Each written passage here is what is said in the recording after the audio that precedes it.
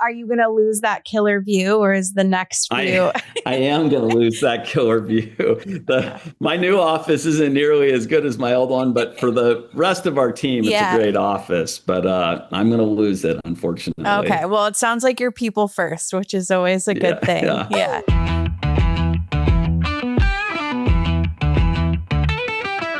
Live from the lounge, we're talking in real time. New vibes, bold minds, and stories that shine. From chats to laughs, where ideas thrive. So kick back, tune in, we're going live. So kick back, tune in, we're going live. All right, everybody, welcome back to Live from the Lounge. Today we are at 900 Rainier in South Seattle. It's close to Judkins Park and the newly opened light rail system. This neighborhood is known for its artists, music, and innovators, so 900 Rainier is really full of all people creative, and as you can tell, we're in this beautiful lounge.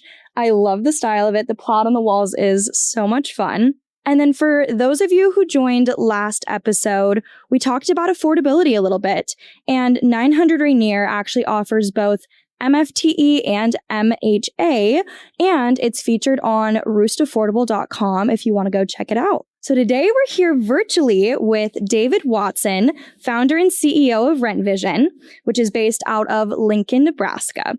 David, thank you so much for joining us. For anyone who doesn't know you, who are you? Can you let us know a little bit about who you are? Well, thanks for having me on the show.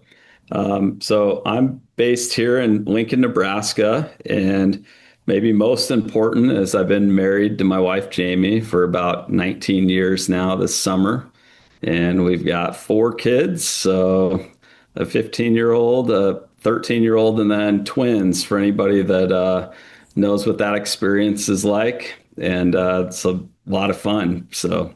That's so fun. That's amazing. So how did you end up building a multifamily marketing company? My dad actually started a property management company in the early 80s. He sold houses and interest rates were really high and was struggling to sell homes. And my mom actually was a realtor as well. And so she went into teaching. And then my dad started a property management business to have a stable income. And so I grew up around the property management business my whole life. We'd go clean apartments or, do yard work, maintenance, other things, very hands-on, even though it was predominantly third-party management. But my dad also owned some apartments. Then I ran my own lawn business in high school, but in college, I began working for Century Sales and Management, which is this property management company my dad started. And I spent one summer working the front desk and a couple summers leasing apartments. And so I really began to understand the business. And then fast forward to 2008, and I was working for Gallup, if you're familiar with the Gallup poll or the Strengths Finder.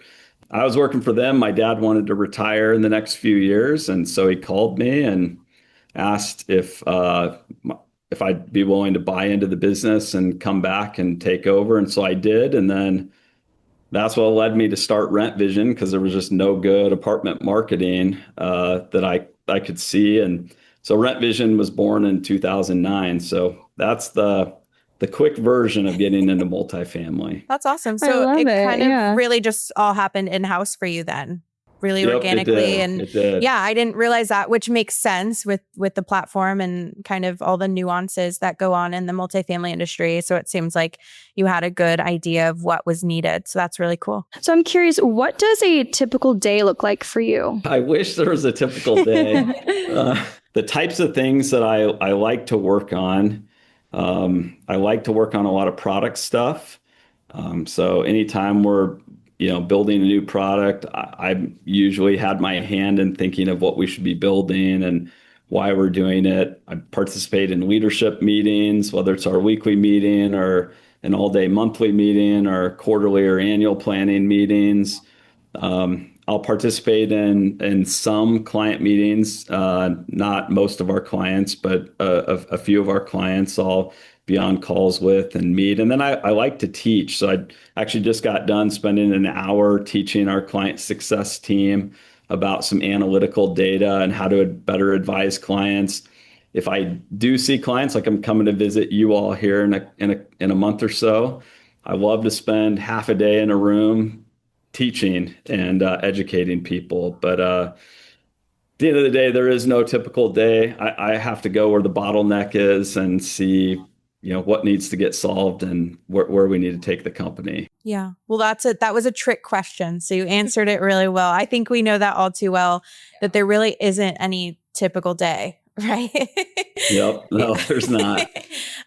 For those that are listening and who may have never heard of RentVision before, can you tell us what is RentVision? Yeah. So RentVision does digital marketing and revenue management for the multifamily industry. What really makes us different is that we utilize predictive analytics. So we predict your vacancy, and we also predict what your vacancy needs to be in order to hit your annual occupancy goals. And then we automatically optimize all of our products. So whether it's digital ads or whether it's dynamically changing the website or whether it's adjusting pricing and lease terms, everything is built around that. So the solutions we offer is a lot of analytics, and we provide holistic analytics on marketing, leasing, revenue, and a few other things.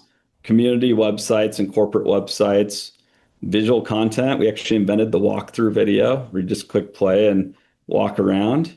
And then predictive advertising, which is what Thrive uses a lot, where we spend money on Google, Meta, Bing, drive traffic when you need it, save money when you don't. And then revenue management, where we adjust prices up and down on properties to optimize revenue and shorten the amount of time it takes to rent units by getting leases stacked at the right time. So we do a lot, actually, but that's kind of a quick overview. Yeah. And when a client or an operator hears that and they hear about, the intention behind RentVision, what problem would you say RentVision is actually looking to solve in the current industry? Yeah. So to oversimplify it, most operators, their marketing is static and their vacancy is dynamic, but we want to flip those. So you're actually trying to get more stable vacancy or stable occupancy rather than having it bounce up and down. And because your vacancy is moving up and down, your marketing should be moving up and down as well. And so we spend more on ads, for example, when you have more upcoming vacancy in order to lease it and keep that vacancy stable. Most operators set a monthly marketing budget and they don't adjust it until vacancy is always a problem, and then they're chasing it from behind. So we're looking ahead, seeing what's coming, and automatically making adjustments today to fix the future and fix your future vacancy. Perfect. So we were just talking about all of the different aspects of RentVision. And now that you cover advertising, websites, virtual tour, revenue management under one roof, was that always the vision, or did you continue to add these pieces because clients were asking for them? A lot of it was the vision from the early on. Revenue management came a couple years in when I was looking at web data and I was providing clients reports, and I could predict which apartments were renting and which ones weren't, because our websites show floor plan specific content. And so we could start to measure engagement at the floor plan level. And that's what triggered the idea of doing revenue management. But early on, we were just thinking about marketing and walkthrough video tours. And then shortly thereafter, we pivoted to websites because we started as an ILS. And then I realized if we were going to best serve our clients, we should build up their web presence and not ours. And that's what caused us to build their websites and what caused us to do Google Ads at the time. Now we do Bing and Meta. And then ultimately it was seeing web data that caused us to think about revenue management. But clients are pretty helpful for refining your products. And so we've added a lot of features working with clients, but the big items we had kind of thought through probably within the first three years of operating the company. Great. That's really interesting to kind of hear like the back end of it, because you would think that those things start happening like later on in time, but it's really cool that that was part of the original vision. I have another question. So as CEO, Where do you personally spend most of your time right now? Is it product growth or is it something else entirely? That changes with the season. Product, though, never changes. I always spend time with the product and what we're building, because that is what the customer actually gets. And it's the best way I can maximize the residual value for the customer. If the product is consistently producing good results, then our customer is going to consistently get value. So my hands are always in our product. I'm in multiple product meetings a week, thinking about our product, how to make it better. In fact, when I work with clients, my ears are wide open on how the product can be made better. Otherwise, I'll spend some time teaching clients, focusing on the biggest bottleneck, as I mentioned earlier. The biggest bottleneck right now, we had some turnover in our sales team, for example. So I've found myself working in our sales area the last couple of weeks, which I normally am not working in our sales area that much. Lately, we just I put a building under contract that's about 2.5 times the size of our current space because we've outgrown it. So I've spent a bunch of time buying an office building for us to move to later this year. That's exciting. Yeah. Are you going to lose that killer view, or is the next view? I am going to lose that killer view. My new office isn't nearly as good as my old one, but for the rest of our team, it's a great office. But I'm going to lose it, unfortunately. Okay. Well, it sounds like you're people first, which is always a good thing. Yeah. Okay. So something that us marketers, especially in multifamily, we talk about a lot is integration. And one thing we love about RentVision is the integration with a lot of the multifamily softwares like RealPage and Yardi. For anybody who has never used RentVision before, is just learning about RentVision, but maybe is more familiar with the Yardis and the RealPage of our industry, how does that integration help with the success of RentVision? How does that help an operator on a day-to-day basis? A couple ways it helps. First, all of your marketing, all of your revenue management, everything should be based on your data. And so we want to know what your vacancy exposure is over the next, in marketing, maybe over the next 60 days, and revenue management, of course, over the next year and a half. So that data is getting fed into our system, and we're syncing up several times a day to make sure we know what to do from a marketing standpoint. For example, if we see a lot of 2-bedrooms available, we're going to spend more money on 2-bedroom pay-per-click campaigns. If we see no 3-bedrooms available, we're going to pause the 3-bedroom pay-per-click campaigns. The website, if we see a lot of 2-bedrooms available, we're going to feature the 2-bedrooms more prominently on the website to channel traffic to it. People are kind of creatures of habit with how they look at websites, so we can channel that traffic. Or if you're running on our websites predictive specials where you determine what the trigger points of your specials are and how they size, we look at that vacancy exposure and activate, resize, and deactivate specials automatically. So it's really, really important all that data comes together. The second way that we use that data, we bring in your vacancy and your leasing activity, but we also pair it with web data, and we pair it with pricing data, and all of that comes under one roof in the RentVision platform. And we actually give our clients grades, A, B, C, D, and F. Now, some people get concerned when they get bad grades. It brings back bad memories from school. We are trying to bring those grades so operators can actually uncover where their problem is. If anybody's listening to this works in marketing, they know when there's a vacancy problem, everybody runs to marketing and says, we need more traffic. But sometimes the leasing agent's not answering the phone. So if the leasing agent's not answering the phone, that's actually your problem, not traffic.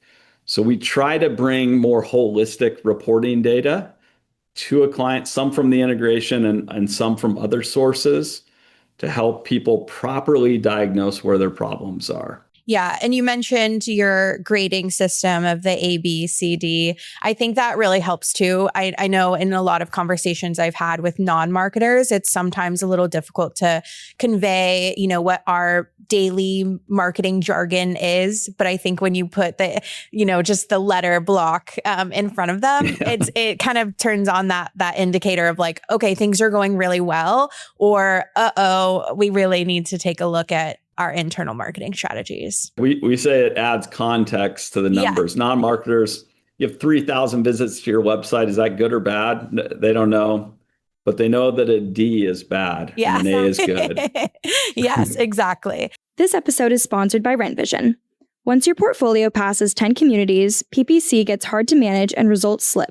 RentVision's predictive advertising identifies at-risk floor plans early and automatically drives high-quality leads across your portfolio. Try RentVision's predictive advertising today at rentvision.com. Get the right leads at the right time automatically. Okay, so you mentioned vacancy. We talk a lot in marketing, especially in multifamily, about occupancy. And typically when we see occupancy drop, that's usually an indicator for us, but also for our clients. So we hear this a lot. Our occupancy is dropping. We're looking at renewals coming up in bulk here in the next month or two. We need to make changes. What is your first lever that you will pull when you hear a client say, my occupancy is dropping, I need to fill my vacancies quick? And what's a realistic timeline that we should tell our clients and our operators to expect to see some changes? Good question. So first, hopefully we're looking out ahead to upcoming move-outs, as you mentioned, and not reacting to occupancy, because that's too late if we're doing that. But if we're looking out ahead, there's several levers that can be activated immediately. So a fast one is predictive advertising. On average, when we studied this, the amount of time from a client visiting a website or a prospective resident visiting a website to their first call is 7 days. For higher end properties, it's longer. Lower end properties, it's shorter. That's the average. Now, of course, you have some people that look months ahead, and you have some people that look the same day that they're calling, but that's the average. Predictive ads literally can activate immediately and begin driving to that traffic to that website the same day. So that's a really fast thing. Now, of course, you got 7 days to the call, then you got the showing and the application. So let's just say that takes another week. Maybe it's faster, maybe it's slower. And then from the application to move in, most properties are running about 14 days, 15 days. So you're not going to see your occupancy move for about 30 days, from almost anything. But that's about as fast as it goes, just because of the hold duration and just some of the time. Another quick tool would be predictive specials. So we're looking ahead at that upcoming vacancy, and specials will get automatically activated, deactivated, resized. That's another big one. Of course, you could discount your rent too if that's a faster way, but those would be the big ways to really create momentum quickly. Okay. So moral of the story, we're talking to the operators, give your marketing time to optimize. Yeah. When we're changing it, every few weeks, we don't allow, our marketing to optimize and really give us the results we're looking for. Exactly. That's what I heard. Yeah. Well, and to actually speak on that, I'm talking about what it takes for a client that already works with us. If you're a client that doesn't work with us, let's say, and we launch brand new ad campaigns, we tell people there's a lot of optimization that actually happens in the first 1 to 3 months. As we're running marketing on thousands of keywords. Yeah. Well, it takes time to see which keywords are really performing, and then to automatically reallocate budget to the keywords that are performing well and away from the keywords that aren't, or to allocate budget to Google if that's performing better than Facebook. When you first launch, you don't know how those platforms and keywords are performing. And it is a dynamic situation, so we're always measuring it. So in that case, I tell people anywhere from 30 to 90 days to get optimized. and then we're really moving after that. So then add another 30 days to move the occupancy needle. But assuming we're already working with the client, we have things optimized, we can move a little faster. Yeah, exactly. So what's the tipping point where it makes sense for an owner operator to bring on a platform like RentVision instead of just keeping it in-house? Honestly, it's when the expertise is needed, which is almost in every instance. I think there's so much expertise in ads, and then trying to figure out how to get the best performing website, and of course revenue management. That's impossible to do too, on a manual standpoint. So the ROI is usually incredible. Here's the real question: is the client emotionally ready? So predictive ads is an easy entry point because you don't have to displace anything. We can come in, do digital ads.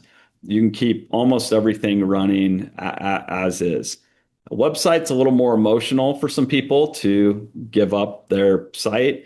Revenue management's even harder because now they're giving up, some level of control on pricing, even though they can manually adjust it. So there's really not a tipping point. It's really their own psychology of, do they see the value and are they ready to embrace the help and the automation and excellence? So the multifamily market, it's had a couple of rough years, kind of with oversupply, concessions, softening rents. How has that changed what your clients are asking you to show? They're not just asking us to fill vacancy, although they still are doing that. But what's actually shifted is more clients want to talk about vacancy prevention. So, when we think about post-COVID, everything was super easy to fill and average marketing worked. And now certain markets have stayed soft for months or even some for years. And the thing that we're talking about with them more is good residents are much harder to replace now. So conversations have become more holistic. Rather than just focusing on traffic, we're measuring their annual turnover rate. And we're saying, well, we know properties that average 95% hit 43% turnover. And if you're trying to operate at 93%, we know what the target is there. What is your actual turnover rate running, as an example? If it's too high, now we're having conversations about the servicing at the site. We're having conversations about what the renewal rents are being offered, and if those are fair and helpful to retain residents, or if you have too many leases coming up in 60 or 90 days when you're sending out renewals, are you backing off those renewal increases even more to increase your turnover rate and prevent a vacancy issue? We're looking at leasing performance and what website engagement. Just clients are broadening their understanding of the whole picture, knowing the leasing funnel is not just traffic, it's website engagement. It's, I was talking to a client this morning that was talking about their approval standards, and they lowered their approval standards from 3 times income to 2.5 as they were, and they're launching our services now here in the next couple weeks. They were down in San Antonio, so they were having some struggles down there. So in general, it's moving from vacancy fill to vacancy prevention, and that is causing people to look at things more holistically, which I think is a good thing, rather than just assuming what the solution is. You talked a little bit about predictive advertising. We utilize that tool a lot in our day-to-day. Another hot topic, I think, impacting a lot of industries, but namely what we're talking about today in multifamily, is AI.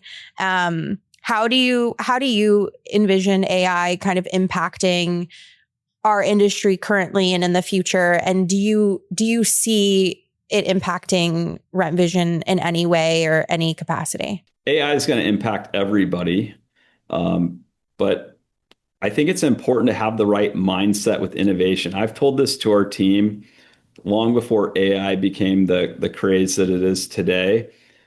When you look around at companies, the companies that embrace innovation create jobs, and those that don't lose them. And so many people can ignore AI or ignore other things, and they are afraid that it'll replace their job. But I just tell them, if you don't embrace it, you will get replaced, because that's exactly what has happened historically, whether it's been the internet or one of many other inventions that we can look at over the last many decades. That being said, while I believe AI will fully transform a lot of things, you hear a lot of people saying it's going to fully transform things in 3 weeks or 3 months. I think it's going to take more like 5 to 10 years for a full transformation to take place. A good example of this is like Tesla's self-driving. I mean, Elon Musk said like 8, 9 years ago it was like ready and going to be done, and the guy is very intelligent. It's not like they don't have the brightest minds on that, but it's taken 8 years, and it's pretty good. I mean, it's really good. And they're just starting to figure out how to do it now without supervised drivers, sitting in the seat. And they realize that the long tail of decisions that have to happen with self-driving is way longer than they ever expected. And so this thing that they thought would take months or a year or two has turned into a decade. And that's exactly what's going to happen with AI. So there's going to be a long tail where certain things are going to get disrupted right away that are easier, and other things are going to take more. So what I think will happen ultimately in our industry, I think property management software is going to get disrupted because it's going to be a lot easier to code that and make it. So like things like accounting. I mean, accounting is black and white, up and down, and that can ultimately get replaced by AI. Obviously, there's things like chatbots that, by and large, a lot of them don't work very well, but eventually they will work well. But they don't. Or like automated voice answering.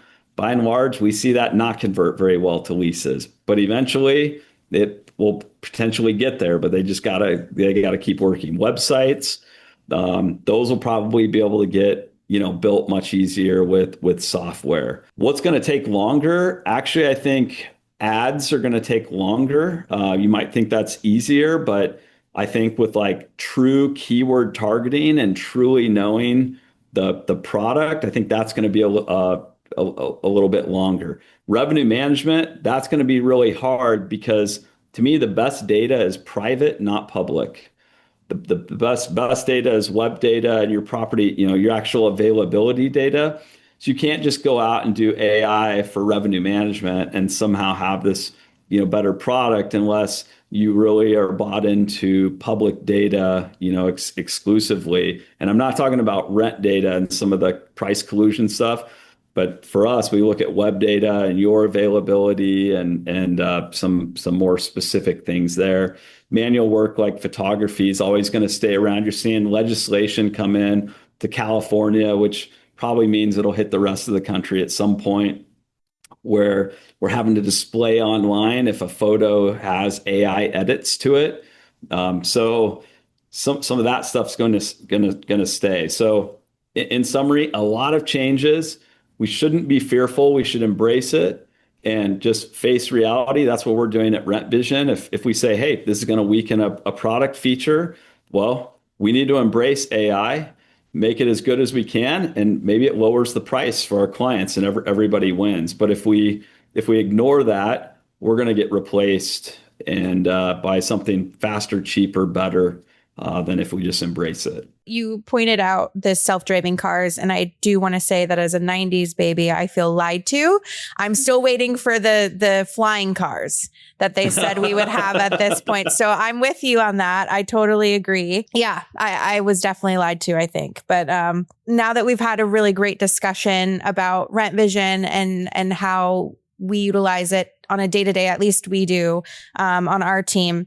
If someone is listening to you, they just heard all about RentVision and they're still not convinced, what is the one thing you want for them to take away from this episode, whether it's RentVision or advertising or all of digital marketing as a whole? What's one thing that you would love for them to take away from this episode? Main thing to take away is your marketing needs to start preventing vacancy, not reacting to it. And we make that happen. So always looking ahead and making automated adjustments, which simplifies things for your team and delivers the best outcome for your property owners. So you're going to deal with a lot less difficult conversations from your clients.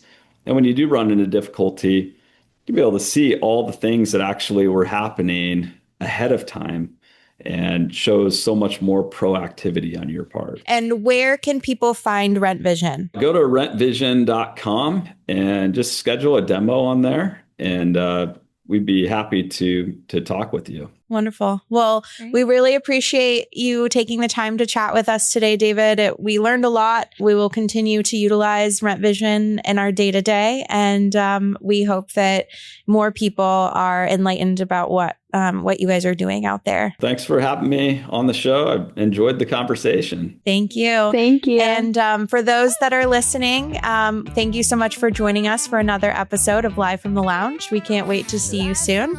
You can find us on YouTube, Spotify, Apple Music, or anywhere you listen to your podcasts.